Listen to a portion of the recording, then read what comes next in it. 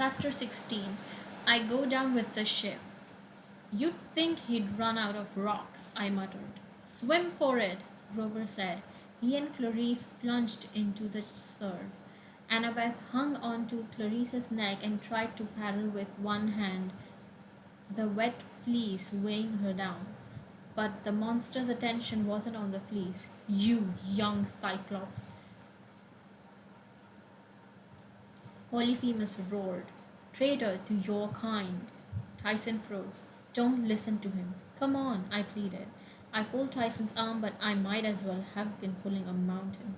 He turned and faced the older Cyclops. I am not a traitor. You serve mortals, Polyphemus shouted.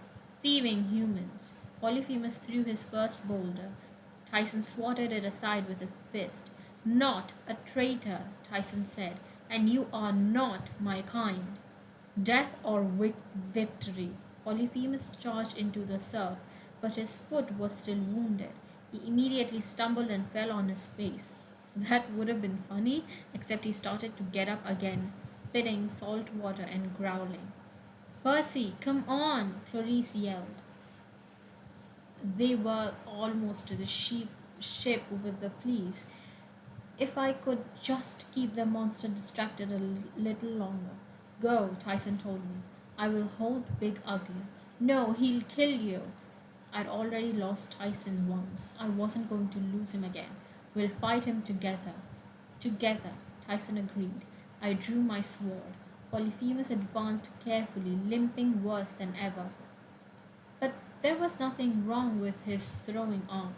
He chucked his second boulder. I dived to one side, but I still would have been squashed if Tyson's fist hadn't blasted the rock to rubble. I willed the sea to rise. A 6-meter wave surged up, lifting me on its crest. I rode towards Cyclops and kicked him in the eye, leaping over his head as the water blasted him into the beach. Destroy you, fleece stealer, Polyphemus spluttered.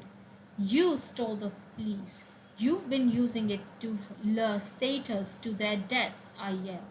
So, satyrs good eating. The fleece should be used to heal. It belongs to the children of the gods. I am the child of gods. Polyphemus swiped at me, but I sidestepped. Father Poseidon, curse this thief. Oh my god. He was blinking hard now. He could barely see, and I realized he was targeting the by the sound of my voice. Anyway, this is a brotherly fight. I don't have siblings, so I don't know how you guys deal with it, but I'm pretty sure this scene would be familiar to you if you have any siblings. Poseidon wouldn't curse me, I said, backing up as the Cyclops grabbed air. I'm his son too. He won't play favorites. Polyphemus roared. He ripped an olive tree out of the side of the cliff and smashed it where I'd been standing.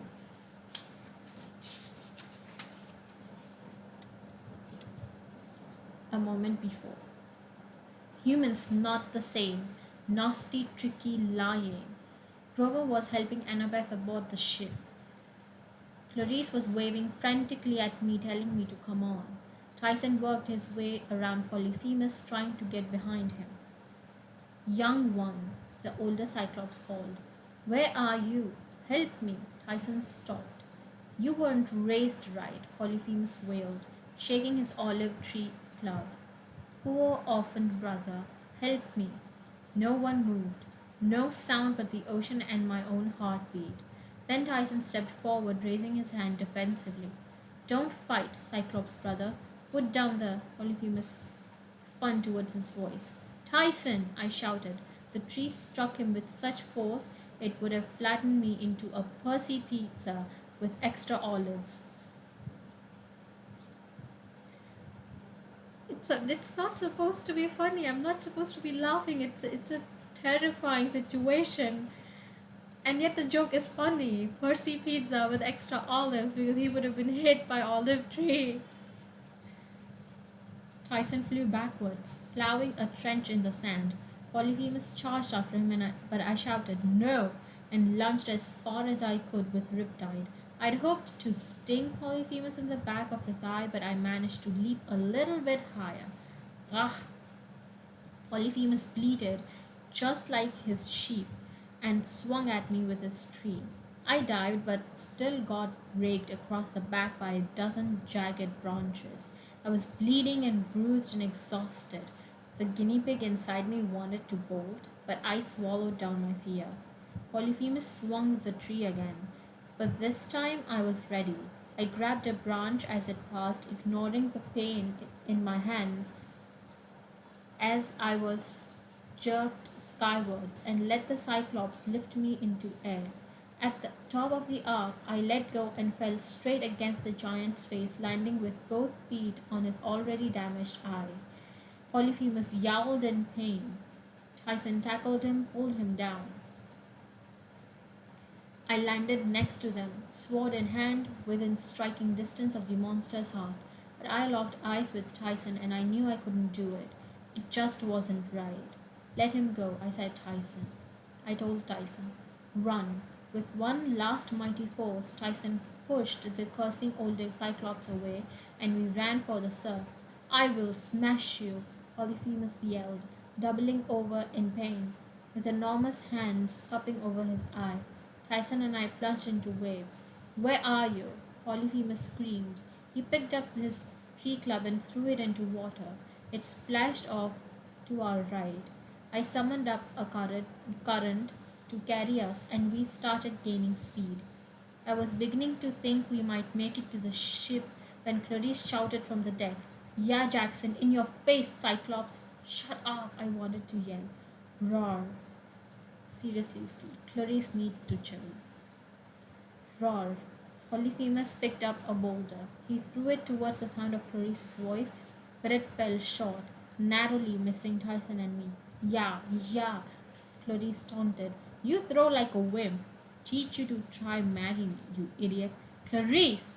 I yelled, unable to stand it. Shut up! Too late. Polyphemus threw another boulder, and this time I watched helplessly as it sailed over my head and crashed through the hull of Queen Anne's Revenge. You wouldn't believe how fast a ship can sink. And Queen Anne's Revenge creaked and groaned and listed forward like it was going down a playground slide. I cursed, willing the ship sea to push us faster, but the ship's masts were already going under. Dive, I told Tyson just as another rock sailed over our heads. We plunged underwater. My friends were sinking fast, trying to swim without luck in the bubbly trail of ship's wreckage. Not many people realize that when a ship goes down, it acts like a sinkhole, pulling down everything around it. Clarice was a strong swimmer, but even she wasn't making any progress. Grover frantically kicked with his hooves.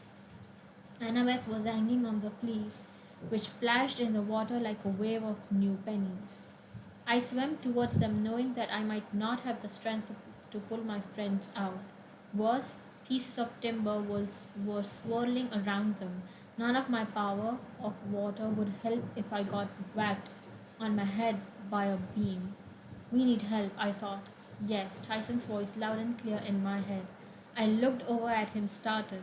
I'd had Nereids and other spirits speak to me underwater before, but it never occurred to me. Tyson was the son of Poseidon. We could communicate with each other. Rainbow, Tyson said. I nodded and then closed my eyes and concentrated, adding my voice to Tyson's. Rainbow, we need you. Immediately, shapes shimmered in the darkness below three horses with fishtails galloping upwards, faster than dolphins. Rainbow and his friends glanced in our direction and seemed to read our thoughts. They whisked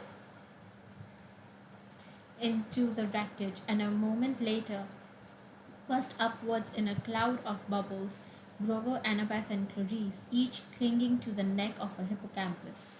Rainbow, the largest, had Clarice. He raced over us to allow Tyson to grab hold of his mane. His friend who bore Annabeth did the same for me. We broke the surface of the water and raced away from Polyphemus' island. Behind us, we could hear the Cyclops' roaring in triumph. I did it! I finally sank nobody. I hoped he'd never found out he was wrong. We skimmed across the sea as the island shrank to a dot and then disappeared. Did it, Annabeth muttered in exhaustion. She slumped against the neck of Hippocampus and instantly fell asleep. I didn't know how far the hippocampi could take us. I didn't know where we were going. I just popped up Annabeth so she wouldn't fall off, covered in the golden fleece that we'd been through so much to get, and said a silent prayer of thanks. Which reminded me, I still owe the gods a debt. You are a genius, I told Annabeth quietly. Then I put my head against the fleece, and before I knew it, I was asleep too. That was hella cute. So cute. I cannot comprehend. But I think that was it. And I will see you guys in my next video. Bye.